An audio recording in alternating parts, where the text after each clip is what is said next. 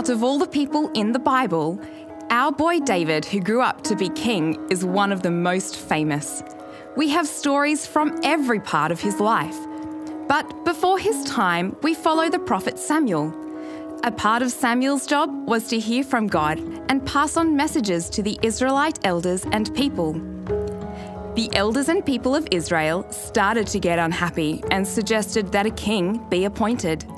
Samuel went to God and asked him what to do. The Lord responded by saying, "If this is what they want, I'm happy with it. But warn them, it may not be everything they expect." So Samuel did exactly that. He explained that a king would likely take all the sons and turn them into an army, demand the very best of the land, sheep, and cattle. He told them it's not going to be the answer they think it is. But the people disagreed with this and insisted on a king. So Saul became king. Not long after he began to reign, things began to go wrong. Saul deliberately disobeyed God's instructions and ignored Samuel. With this in mind, it came time for a new king to be appointed. And here comes our David. This was the very man that God selected to become the next king of Israel. God saw something in David that others may not have seen. God looked past his appearance and found a man who loved God, a man who looked after his heart.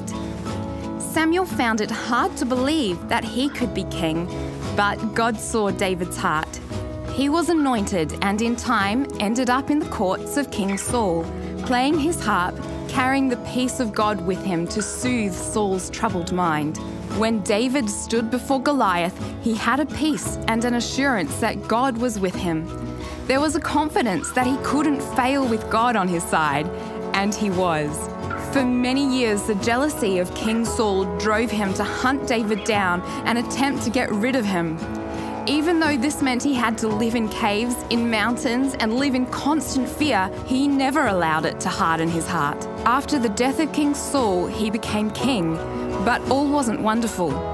There were horrible mistakes that caused him to repent before God, but amazing moments of celebrating with all his people. Although he wasn't perfect, David loved God and did his utmost to maintain that love for him. It's amazing that with God at the front and center of his life, he did great things for God. He won big battles, saved the nation of Israel, and knew what it was to worship with everything. He wrote a lot of the Psalms in the Bible, you know. Maybe we too could be known by God as one who is after God's own heart. Maybe we could pursue relationship with God the way David did and love him with all our hearts.